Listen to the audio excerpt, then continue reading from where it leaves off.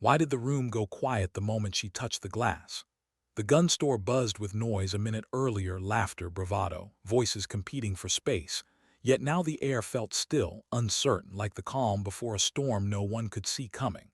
Rachel stood there in her faded windbreaker, sneakers worn thin at the edges, a canvas backpack hanging tired against her shoulder. She looked like someone passing through, someone who didn't belong. At least that's what they thought. She heard the jokes, felt the smirks, sensed the subtle shift of attention turning sharp and heavy. A voice somewhere to her left called her lost, told her she must have taken a wrong turn on the way to something softer, easier. Another laughter wave rolled through the room, careless, dismissive, the kind that stings not because it's cruel, but because it is so confident in being right. But she didn't answer. She never did, not at first. Her eyes traced the rows of rifles, the reflections of fluorescent light sliding across metal. She breathed slowly, the way she'd learned long ago, not from manuals or instructors, but from nights where silence meant survival. She didn't need to explain herself. She didn't need to prove anything. Yet something inside her tightened, a familiar ache, the old feeling of being measured by surfaces. The worn shoes, the tired jacket, the quiet posture. People always mistook quiet for weakness. They didn't know that silence can carry more weight than noise. She brushed her fingers lightly against the counter, as if knocking on a door only she remembered. And when she asked to see something no one expected her to know existed, the laughter didn't stop, it just broke. It fractured into disbelief, confusion, and then, slowly, unease. Because there was something she hadn't told them, not yet. A question lingered in her chest. Why did she still come to places like this? Maybe it was habit, maybe memory, maybe something unfinished. She could feel the room watching her now, not with amusement but with uncertainty. Their taunts softened into whispering edges. Their confidence faltered. She could sense it, and yet the heaviness inside her didn't lift. Being underestimated wasn't new. What hurt wasn't the words, it was what they reminded her of. The years of work erased in a glance. The sacrifices reduced to a joke. The missions no one would ever know about, and the people who never came back. She steadied her breath. She didn't come here to impress them. She came because she needed to know something about herself, about who she still was beneath the scars and quiet miles. But they didn't know that, not yet. Why did her hands tremble when the room finally grew silent? It wasn't from fear, not exactly. It was from memory. From every moment where keeping steady meant someone else might live through the night. She stood at the counter as their confidence flickered, their words fading into unsure quiet. The rifle rested before her, and as her fingers moved across it, time folded back, not into action, not into heroics, but into echoes she rarely let surface. Cold wind on a ridge. A sky brushed with storm, a breath held too long, a decision she still carried in the creases of her sleep. She didn't want to remember, but sometimes memory arrives uninvited. The clerk tried one last joke, but even he didn't believe his voice anymore. The room had shifted. The laughter that once cornered her now sounded distant, hollow. They weren't mocking her anymore, they were searching for a way to understand her without admitting they'd been wrong. She moved with a calm they couldn't categorize. No swagger, no arrogance, just a quiet steadiness that felt unsettling, like watching someone walk across thin ice as if they already knew where the fractures were. Inside, though, she wasn't calm. She was tired. Tired of being tested by strangers who didn't know what those skills cost her. Tired of walking through civilian rooms with ghosts trailing quietly at her heels. Tired of carrying the weight of things she couldn't talk about, not because she wanted secrecy, but because there were no words big enough to hold what happened out there. Someone whispered a question behind her. Who was she? Rachel didn't answer. Identity for her wasn't a name or a patch or a unit stitched onto fabric. It was the promise she kept when nobody was looking. The decisions she made when the right choice didn't feel heroic, only necessary. Her silence wasn't pride. It was grief disguised as discipline. And as the coin shattered in the distance, as the crowd fell into breathless shock, she didn't feel triumphant. She just felt the old ache return, The quiet reminder that skill in her world had never been about applause. It had always been about loss. But what was she really walking away from when she turned toward the door? The voices behind her tried to pull her back, some desperate, some fragile, some stubbornly clinging to ego. But Rachel had already stepped into another place in her mind. That place where noise faded into empty space and decisions narrowed down to only one or two paths. The backpack strap dug gently into her shoulder, worn fabric pressing into familiar skin.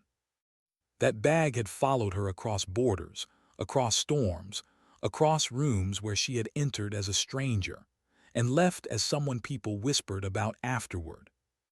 She didn't care about titles. She didn't care about proving them wrong anymore. She only wanted quiet. She only wanted to feel human again, even for a moment. But the world has a way of reminding people like her that peace is borrowed, never owned. The door opened before she reached it. The room stilled as if the air itself knew something had arrived. And when she heard the words low, certain, reverent, a part of her heart sank instead of rising. A mission. Tonight. Another call from a life she never asked for but never turned away from either. A salute not loud, not showy, just a gesture meant only for those who understood. And she did. She understood too well. The room watched in disbelief. Some were ashamed. Some were humbled. Some were suddenly aware of their own smallness, not because she had demanded respect, but because she had never needed to. Respect arrived quietly for people like her, not as applause, but as acknowledgement. She didn't look at them with anger. She didn't look at them with pride. She looked at them with something softer, something almost sorrowful. Because she knew what they thought strength looked like. And she knew what it really cost. But why did the silence linger long after she was gone? The store didn't feel loud anymore. Conversations turned into fragments. Guilt crept in around the edges, not dramatic, not crushing, just steady, reflective. The clerk replayed his words in his mind, each one suddenly heavier than when he'd said it. The loudest voices in the room now felt small. The proudest postures slumped into uneasy stillness. No one had meant to be cruel, not at first. They just hadn't known. They hadn't understood that sometimes the person they dismiss is carrying a world they will never see. A world where choices are heavier than rifles, where silence isn't weakness, it's a shield. The video spread, the story echoed. Some were embarrassed, some learned, some defended themselves through excuses, but the truth always finds quiet places to rest. It lives in reflection, in that still moment when someone realizes they laughed at a person who had given more than they would ever know. And Rachel, she didn't follow it, didn't read comments, didn't care for apologies. She'd long ago learned that dignity doesn't depend on recognition. It depends on self-respect. And hers lived in the way she walked away without bitterness, without needing to win. But what do you carry with you when no one sees the weight? Rachel moved through another city, another dusk, another quiet street where no one knew her name. She didn't crave mystery. She didn't seek legend. She only wanted to move forward step by step with the same quiet resolve that had carried her through storms, through doubts, through rooms where strangers thought they knew her story before she'd spoken a word. Sometimes, late at night, memories surfaced. Not loud, just quietly. Faces she remembered, promises she kept, mistakes she still forgave herself for slowly, gently, painfully. She wasn't unbreakable. She wasn't fearless. She was simply determined not to let the world harden her heart. Strength for her wasn't the shot taken across distance. It was the way she chose compassion over anger, restraint over ego, silence over spectacle. And somewhere behind every carefully measured breath, there was hope, not loud, not dramatic, but patient. The hope that one day she might put the backpack down, that one day the world would stop calling her back into darkness, that one day she could exist not as a symbol, but as a person. Until then, she walked forward, steady, quiet, unseen by most, but never small. Because sometimes dignity doesn't speak. It simply acts. Why did her breath slow the moment she stepped outside, as if the night itself were listening? The world beyond the door felt quieter than the room she'd left behind, the gravel under her shoes, the faint hum of traffic in the distance, the way the wind tugged gently at the loose strands of her hair. She didn't turn back. She didn't need to. The weight of what had happened inside lingered behind her like a shadow that wasn't hers to carry anymore. Yet as she walked toward the waiting car, something inside her hesitated, not in doubt, but in reflection. Moments like these had a way of catching her off guard, stirring up memories she had learned to keep folded and tucked away. The man beside the car said nothing. He didn't have to. His silence wasn't like theirs. His silence understood. But there was something she hadn't told him, not yet. She paused before getting in, her hand resting lightly on the door frame. The sky above was washed in fading blue, the last traces of daylight dissolving into the horizon. Dusk was always the hardest time of day for her. It reminded her of transitions, of missions that began when the world grew quiet, of promises made in the thin space between light and darkness.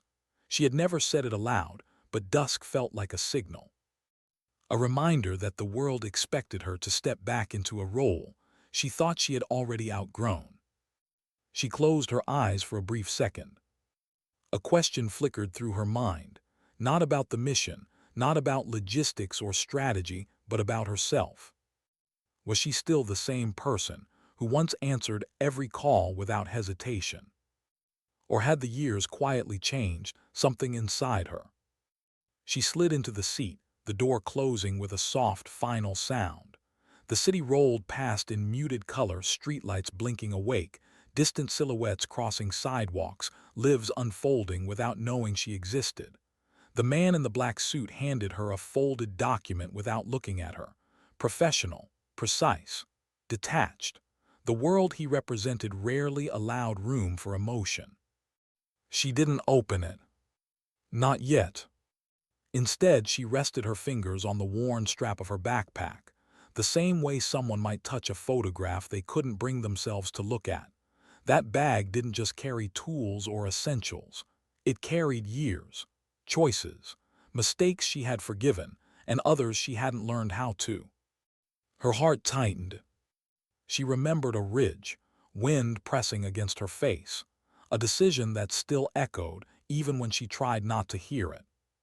She didn't regret what she had done, but she did regret what it had cost. The man's voice finally broke the silence, not sharp, not commanding, just steady. "You don't have to accept," he said quietly, as if he already knew she would. They said that this time. She kept her eyes on the road ahead. There were never really choices in this line of work, only obligations disguised as options. Her silence answered for her. But somewhere beneath the calm exterior, a different truth stirred, the truth she never allowed to surface during briefings or debriefs. The truth that every time she was called back, a small part of her wondered whether she still belonged anywhere else. The car slowed as city streets thinned into quieter roads. Streetlights grew farther apart.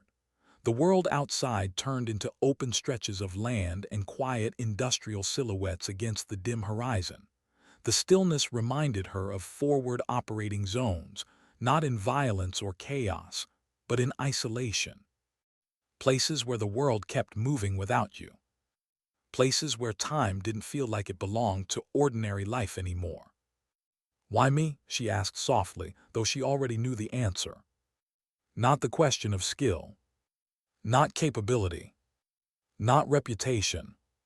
She meant something else, something harder to articulate. Why did they always call the ones who had already given so much? He hesitated, then answered in the only way someone in his position could. "Because you don't miss." The words weren't praise. They were a burden dressed as recognition. Her jaw tightened for a moment. She didn't miss because she had lived in places where missing wasn't an option, where precision wasn't about perfection. It was about responsibility. It was about the quiet promise that if someone had to carry the weight of a moment, she would carry it so someone else didn't have to. But precise choices still leave echoes, even when made for the right reasons. The car stopped near a dimly lit hangar, not military, not civilian, one of those in-between places that existed without names or explanations. The kind built to hold stories no one writes down. The man stepped out first, opening her door not out of formality, but out of acknowledgement. She didn't rush to move. Sometimes the hardest step wasn't onto a battlefield. It was into acceptance.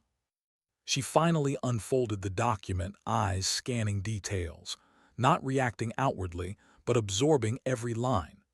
She processed the information the way she processed everything, quietly, methodically, with the restraint of someone who had long ago learned to separate emotion from action, but never quite managed to do so completely. Inside the hangar, a faint echo of footsteps followed them, distant, careful, curious. She felt the presence before she saw the shape in the shadows. Young, hesitant, someone new, or maybe someone still learning what it meant to operate in the orbit of people like her. He looked at her the way rookies always did, not with admiration, but with a subtle fear masked beneath curiosity. As if he sensed there were stories behind her eyes he wasn't ready to hear.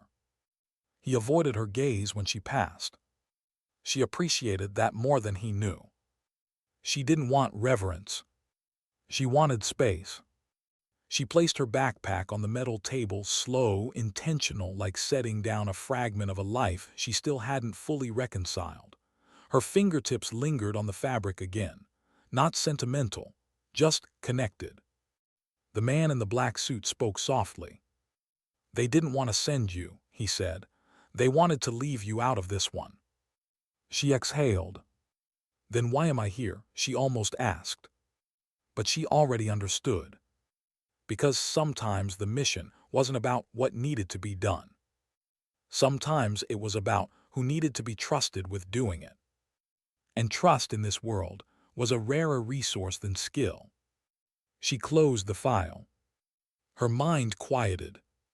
But her heart was still negotiating with the part of her that longed for something simpler, something ordinary, something human. She wondered, not for the first time, what her life would have looked like if she had never been called the first time. If she'd remained anonymous not because of secrecy, but because her world had never required anything more from her than an ordinary existence. The thought wasn't regret. It was grief for a version of herself she would never meet. The rookie stepped closer, hands clasped, trying to form a question he wasn't sure he should ask. He finally spoke, his voice careful, almost gentle. "Does it ever get easier?" Rachel looked at him. Not through him. Not past him. Just at him. And she didn't answer right away. Because honesty carries weight. And the truth isn't always kind. Her silence lingered, thoughtful, reflective, before she finally spoke, her words measured, soft. "It doesn't get easier," she said. "You just learn how to carry it without dropping other people along the way." He nodded slowly. Not satisfied, but humbled. And in that moment she wasn't a legend, or a myth, or a story whispered in back rooms. She was just a person who had walked too far to turn back. Inside she still felt human. Still felt anxious before every unknown. Still felt the quiet tremor of responsibility settle into her bones. She didn't chase heroism. She survived its consequences. And as she prepared, not with bravado, not with noise, but with a kind of reverent calm, one thought anchored itself gently inside her. Strength was never about being unbreakable. It was about choosing to move forward, even when the past still walked beside you. Why did the room feel colder the moment she realized the mission wasn't just about where she was going, but who might be there? The file lay closed on the metal table, but its weight remained in the space between thought and breath.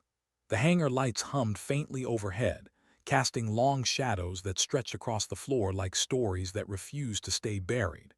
Rachel stood still for a moment, not frozen, not hesitant, just present. Present enough to feel the shift inside her chest. Present enough to recognize the familiar chill of recognition. There were names in that file she hadn't spoken aloud in years. Faces she'd learned to remember by forgetting. She took a slow breath. Not deep, just steady. The rookie lingered near the doorway, pretending to check equipment he didn't yet know how to read. He wasn't watching her intentionally, but he was paying attention in the way people do when they've never been this close to someone who lives in the quiet space between myth and reality. He didn't know what questions to ask, and she didn't know which ones she could bear to answer. There was something she hadn't told them. Not in reports, not in debriefs, not in any file that carried her number where her name should have been. This mission wasn't new. It was unfinished. The man in the suit placed another folder beside the first one, thin, worn, edges soft from being handled too many times. He didn't speak. He didn't have to. She recognized the cover, the faded stamp, the hint of dust embedded in paper fibers that had outlived too many late-night decisions.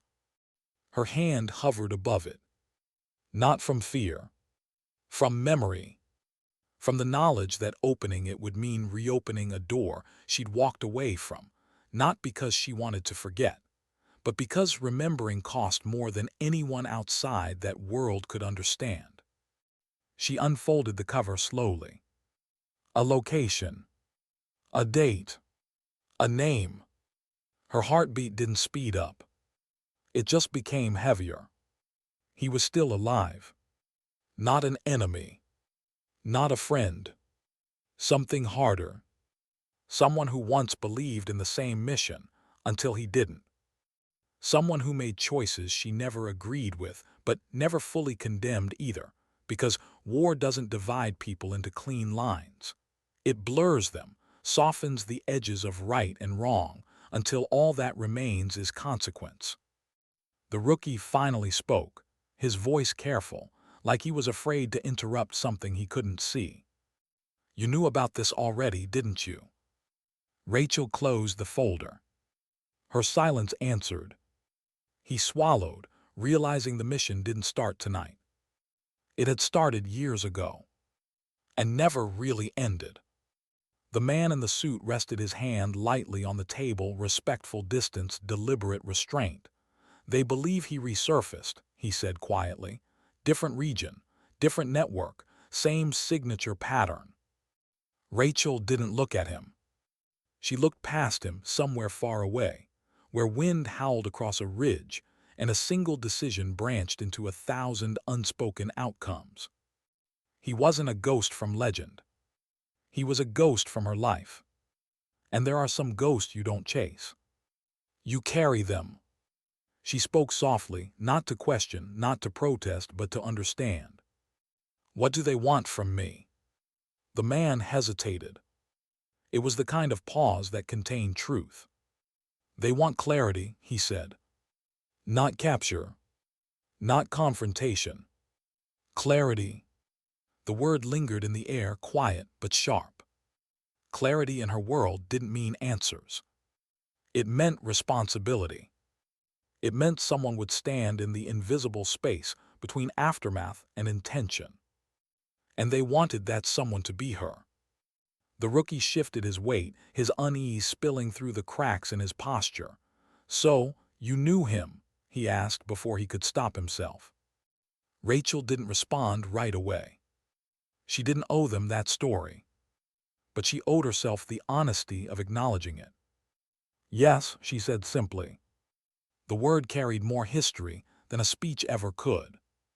She remembered the conversations beneath dim lights, voices trading plans over maps laid flat on makeshift tables, long nights where everyone pretended they believed the mission would make sense someday, even when it didn't feel like it in the moment. He wasn't cruel. He wasn't reckless. He was determined in a way that sometimes drifted too close to obsession. An obsession in the field can look a lot like conviction. Until it doesn't.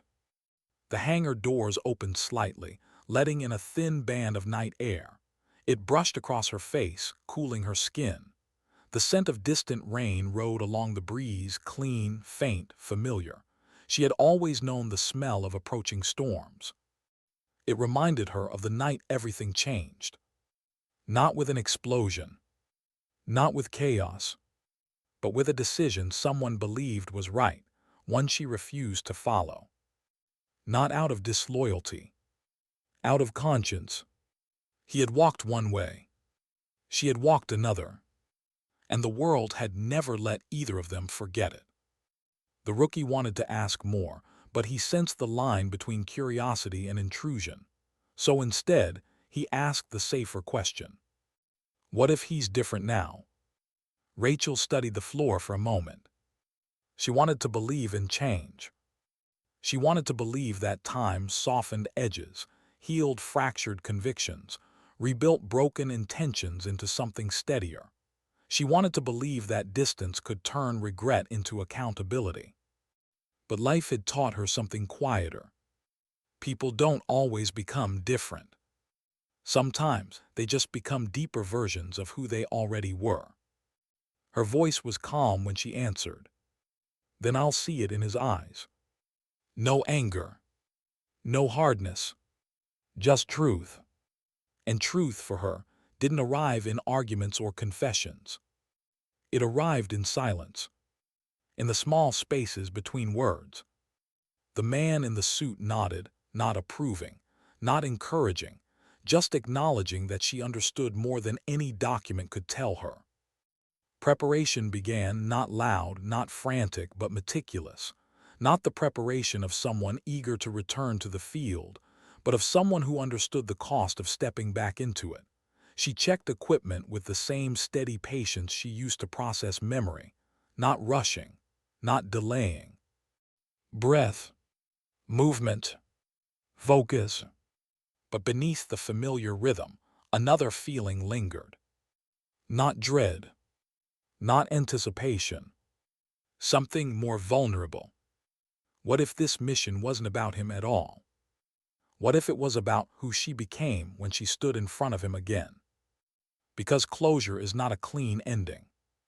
Sometimes closure is simply the moment you realize you're no longer the same person who walked away. The rookie watched quietly, and for the first time since he'd arrived, he didn't see a legend. He saw a human being standing at the edge of something deeply personal and choosing to face it anyway. She tightened the strap of her backpack, not as a warrior arming herself, but as a person gathering the fragments of courage it takes to walk back into unfinished chapters without letting them rewrite you. The man in the suit opened the side entrance. Night stretched ahead like a long road without landmarks, quiet, uncertain, patient. Rachel stepped forward. Not boldly, not dramatically, just deliberately. The way someone walks when they understand that strength isn't loud. Strength is choosing to keep moving, even when every memory in your chest asks you to turn back. And somewhere in the space between duty and emotion, a truth settled gently inside her. She wasn't going back to prove anything. She was going back to understand who she had become since the last time she walked away. Why did the road ahead feel familiar even though the landscape kept changing? The night unfolded in long stretches of empty highway, quiet service roads, and distant lights scattered like faint promises across the horizon. The vehicle moved steadily, its engine low and constant, but inside, Rachel felt a different kind of motion, not forward, not backward, more like circling old memories she had tried to leave untold.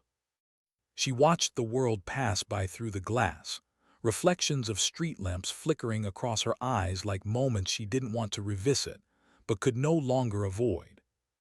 She didn't ask where they were headed. She already knew the kind of places work like this leads to. Remote, unlabeled, forgotten by everyone except the few who had reasons to remember. The rookie rode in the back this time, quiet, thoughtful, his earlier uncertainty replaced by a deeper awareness. He didn't speak. He seemed to understand that silence around her wasn't empty. It was space. Space for memory. Space for honesty.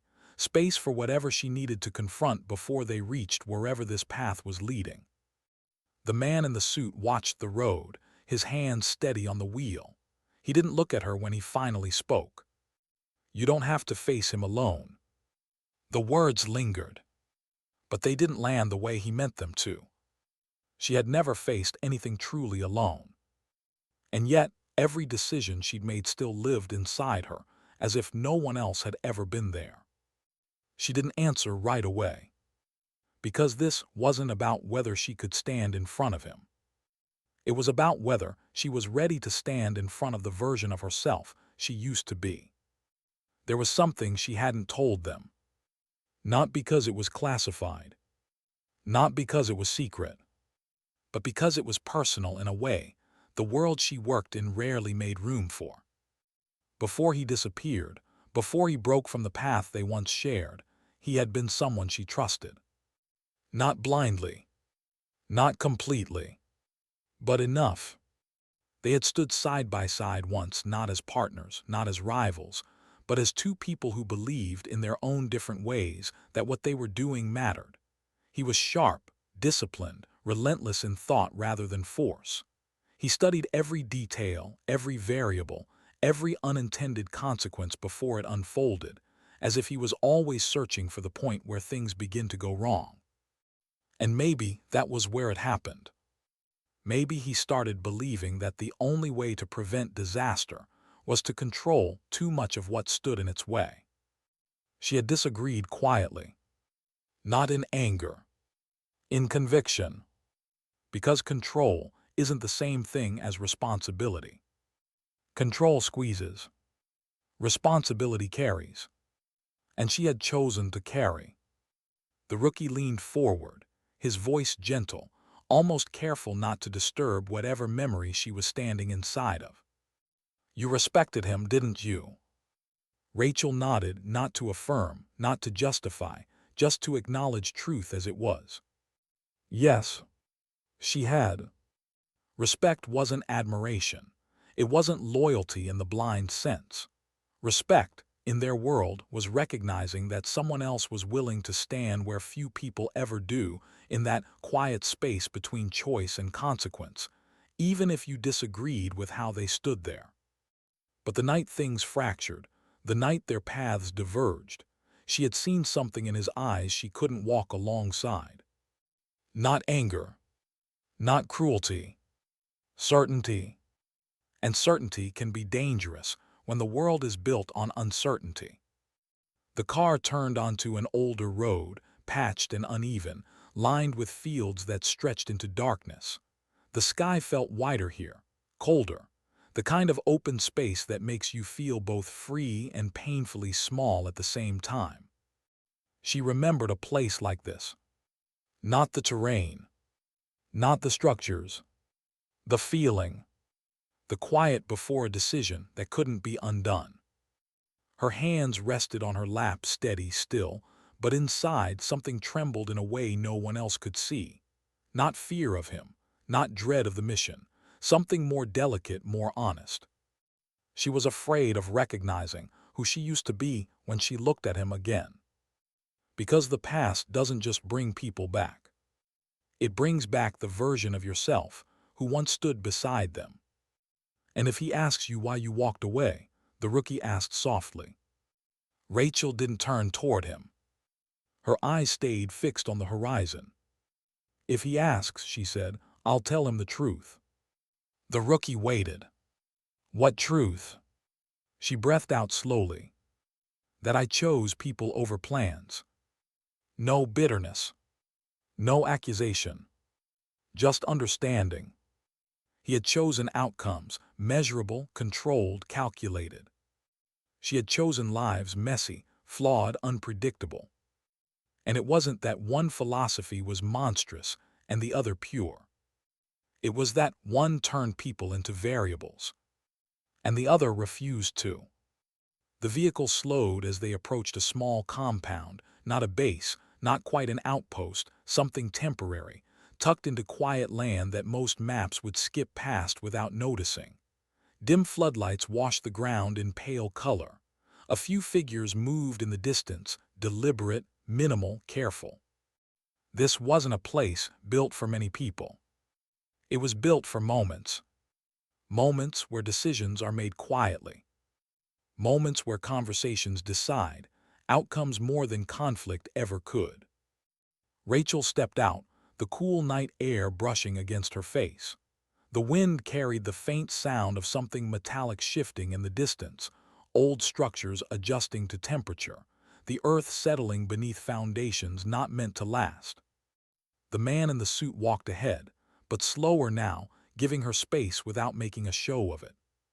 He knew, whether by instinct or experience, that this wasn't a mission measured in success or failure. It was measured in what it would leave behind. Inside the main structure, the light was low, warm rather than harsh, intentional maybe or maybe just aging equipment. The room was sparse. A table, two chairs, a window overlooking darkness that reflected more of the inside than the world beyond it. A waiting place. A threshold. Not a confrontation room. A conversation room. She stood there for a moment without sitting. Her reflection hovered faintly in the glass, tired but composed, older than the face she remembered seeing the last time she faced him across a shared space. She wondered whether he had changed. Not his actions. Not his choices. Him. The person beneath the decisions. She didn't know whether she wanted the answer. Because change could bring relief. Or it could bring grief for what might have been possible years earlier. The rookie remained in the hall, giving distance but staying close enough to be present. He didn't look toward the room. He looked at the floor, aware that some moments aren't meant for witnesses, only understanding. And as Rachel waited, breathing slow, grounded in the steady rhythm she had learned to trust, one thought passed through her chest, quiet and gentle. She wasn't here to reopen the past. She was here to see if it still owned her. The door across the room clicked softly. Footsteps approached. Not rushed. Not hesitant. Measured. Familiar in a way that made the air feel heavier without turning hostile. He hadn't spoken yet. She hadn't turned. And still, the space between them was already filled with everything they had never said. She didn't brace herself. She didn't harden. She simply stood there, steady, human, present, no longer the same woman who once believed the world could only exist through sacrifice. Now she understood something deeper. Sometimes the hardest battles are not fought against others, but against who we used to be. And somewhere beneath the weight of unfinished history, a quiet moral truth formed, not loud, not final, just gently taking shape. Strength isn't returning to confront the past. Strength is returning and remaining yourself when it stands in front of you. Why did the room feel smaller the moment she heard his footsteps draw closer, as if the air itself was holding its breath? The door eased open with a faint metallic sound, and the edges of memory sharpened, not through words or images, but through a feeling she hadn't let herself revisit in years. She didn't turn right away. She allowed the silence to arrive first, allowed it to settle between them the way dust settles over an old photograph. Silence in some rooms isn't empty. It's history. He stopped just inside the doorway. Not too close. Not too far. Exactly where someone stands when they're unsure whether they've been remembered as friend or as the reason someone had to walk away. She finally turned. And there he was. Older, but not in the way age usually shows itself. Older in the eyes, in the way they carried weight before expression. His posture was still disciplined, still precise, still careful in a way that suggested he had never stopped calculating outcomes, even in conversation. But there was something else there now, something quieter, something almost human in its uncertainty. He studied her the same way he had once studied maps, with attention, with caution, with a familiar trace of belief. He didn't smile. Neither did she. Some reunions don't belong to warmth. They belong to truth. He was the first to speak, his voice lower than she remembered, worn down at the edges, yet still deliberate. You came. Not a question. Not gratitude. Recognition. She held his gaze, steady, composed, though inside, something shifted, not pain, not anger, just the ache of remembering who she had once been when she last stood across from him. Yes, she said softly. The word was simple, but it carried years. He nodded once, as if confirming an expectation rather than receiving an answer. For a moment, they stood without moving, two lives shaped by choices neither could fully undo. The past hovered there, but neither of them reached for it yet. They both knew better than to speak too quickly, because quick words break fragile truths. And this truth had lived quietly for a long time. He gestured toward the table with a subtle motion, the kind of gesture born more from habit than courtesy. She took a seat slowly, not submissive, not defensive, just present. He remained standing a moment longer, as if deciding whether sitting would erase authority or reveal vulnerability. He eventually sat, not across from her, slightly angled, as if conversation felt safer when it wasn't a confrontation. For a few breaths, neither spoke. Outside, the night breeze brushed faintly against the outer walls, carrying distant echoes of quiet land and unresolved time. The rookie waited somewhere beyond the doorway, still, patient, aware that this moment wasn't about mission protocol or operational clarity. This was something deeper, something personal, something unfinished. He broke the silence again, but his tone had changed. It wasn't sharp or commanding or sure of itself the way it once had been. I heard about the shop, he said. Rachel didn't react. He wasn't referring to the incident. He was referring to how she handled it. How she stood in a room full of noise, without needing to raise her voice. How silence once again became her strength. You never did like attention, he added almost thoughtfully. She studied him for a moment. He still spoke like someone who observed people, the way others analyzed weather patterns, studying behavior as if it might predict storms. The difference now was, he didn't sound like he trusted his conclusions anymore. You didn't call me here to talk about that, she replied. He nodded slowly. No, he said, I called you here because there are things only you would understand. Not flattery. Not manipulation. Something closer to confession. He leaned back slightly, as if bracing himself not against her, but against the truth he was about to face. His eyes drifted toward the dark window, then back to her, and for a moment she saw the same determination she remembered, but softer now, tempered by something time alone can teach. Regret. Not loud. Not dramatic. Just present. I wasn't wrong about everything, he said quietly, but I wasn't right enough. The words landed gently. He wasn't defending himself. He wasn't seeking absolution. He was acknowledging the space between intention and consequences. Rachel didn't respond right away. Because the truth was never simple. He had never been cruel. He had never acted out of ego. He had believed deeply that control could protect people from chaos. That precision could preserve lives before danger ever reached them. That if he could plan enough, nothing would slip through the cracks. But life isn't built from clean lines. And people aren't variables to be aligned. Their lives, their stories, their fragile threads carried forward by choice. He looked down at his hands. They were steady, but his voice was. I told myself I walked away to prevent greater harm, he said, to stop the kind of losses we could never explain. He paused, and for a while I believed it. The quiet between his sentences wasn't empty. It was human. He finally lifted his gaze to hers. But when the losses kept happening, he continued softly, I realized something I never wanted to admit. His eyes didn't waver now. I didn't walk away to save anyone. I walked away because I couldn't accept that we can't save everyone. Rachel didn't feel vindicated. She didn't feel victorious. She felt something far more complex, a deep, quiet sadness for the struggle he carried alone all these years.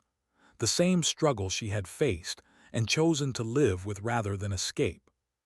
He had tried to outrun helplessness. She had chosen to bear it. That was the difference. Not morality, not superiority, just direction. He leaned forward slightly, not defensively, not aggressively, simply searching. And when I heard your name again, he said, I wondered whether you had found peace with that. She thought about the shop, about the laughter, about the silence, about the moment she chose not to prove herself because she didn't need to. She wasn't at peace, but she wasn't running anymore. Her reply was soft, not apologetic, not proud, simply honest. I didn't find peace, she said. I learned to live without perfection. He closed his eyes for a brief second, not in pain, but in acceptance. Because that was the truth he had never been able to hold. Perfection promises control, but dignity accepts limits. And dignity is quieter. He studied her again, and this time there was no calculation in his expression. Only understanding. You changed, he said, not with surprise, not with judgment, almost with relief. So did you, she replied. Not as forgiveness, not as accusation, as acknowledgement. Two paths diverged years ago, not because one of them failed, but because life forced them to make different kinds of peace with the same burden. Outside, the wind shifted. A subtle sound against the frame. A reminder that the world moved on, whether they healed or not. He didn't ask her to agree with him. He didn't ask her to justify herself. He asked something simpler, something deeply human. Tell me, he said softly, when you walked away that night, were you afraid of me? She shook her head gently. No, she answered, I was afraid of becoming you. The words weren't cruel. They weren't meant to wound. They were truth, spoken with compassion. His eyes didn't harden. They softened. Because maybe he had once feared the same thing about himself. The room wasn't a battlefield anymore. It wasn't a place of conflict. It had become something else. A place where two people, who had once stood on opposite sides of certainty, finally met in the middle. And for the first time since she arrived, the past loosened its grip. Not erased, not redeemed, but understood. And somewhere deep within that fragile understanding lived a quiet moral truth, not spoken aloud, not framed as wisdom, but felt in the stillness that followed. Sometimes redemption isn't about proving who was right. Sometimes redemption is simply the courage to face who we were and choose to walk forward differently. Why did the room feel lighter after the truth finally settled between them, not as relief, not as closure, but as something quieter, acceptance? The air no longer pressed down on her chest. It didn't feel like a burdened space anymore. It felt like a place where two people had finally stopped pretending that strength meant never breaking. For a long moment, neither of them spoke. They simply existed in the fragile stillness of understanding, where neither victory nor defeat remained. Only the gentle untying of the knots time had tied around their hearts.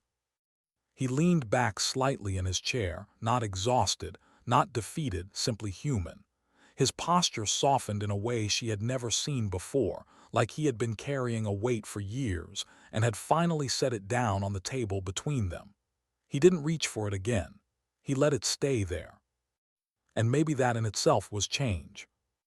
Rachel watched him the way someone watches a closed door they finally realize they don't need to open anymore.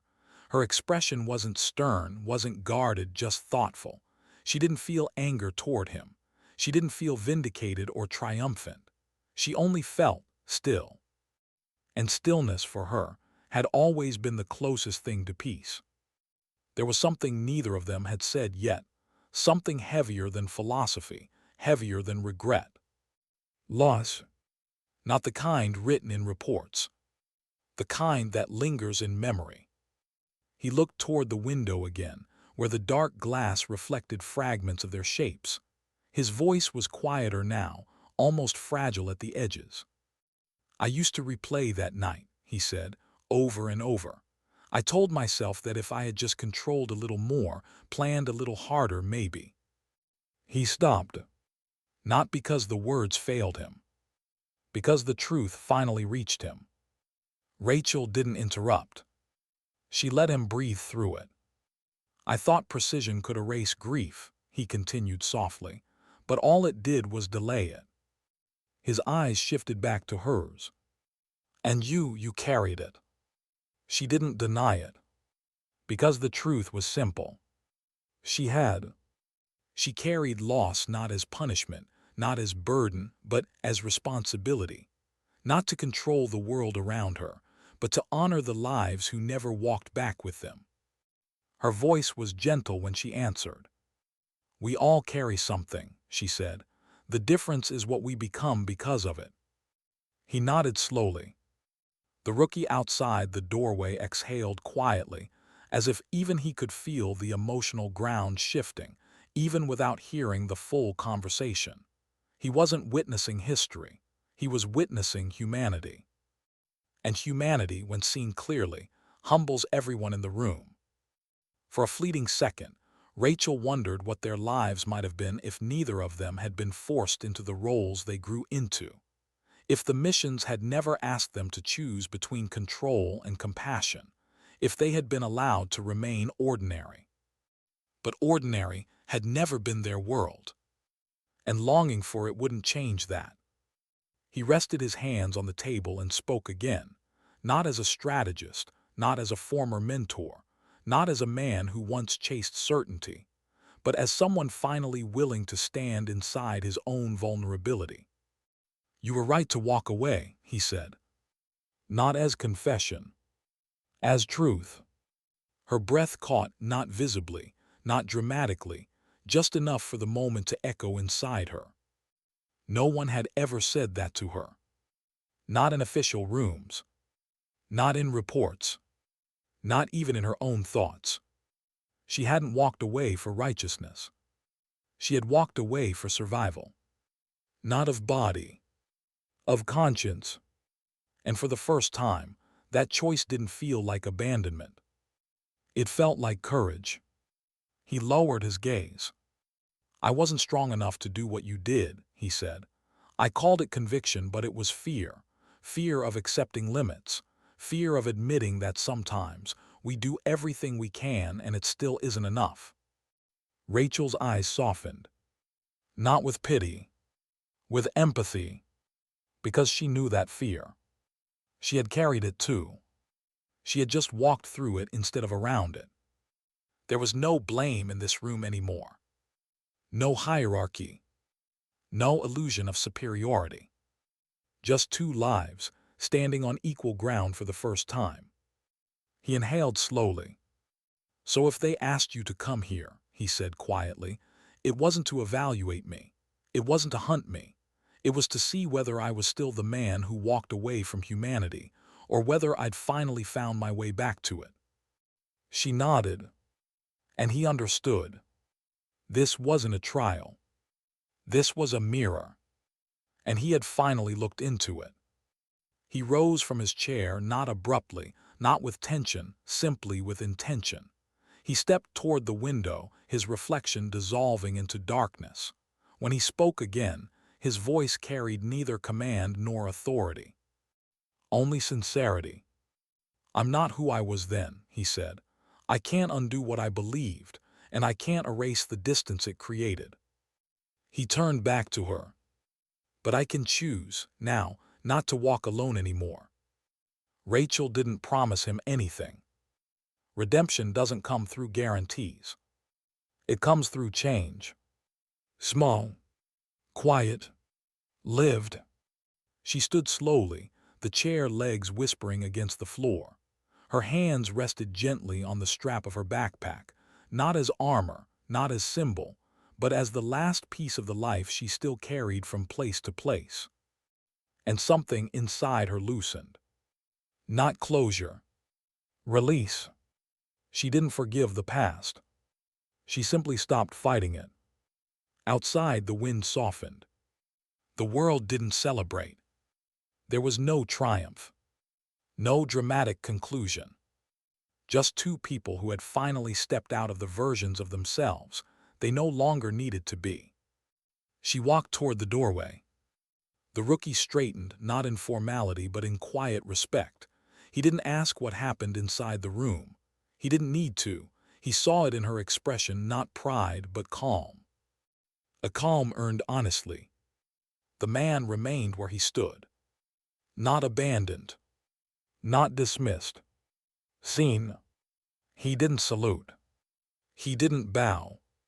He simply nodded, a gesture without theatrics, without symbols, a recognition that dignity no longer needed ceremony to exist.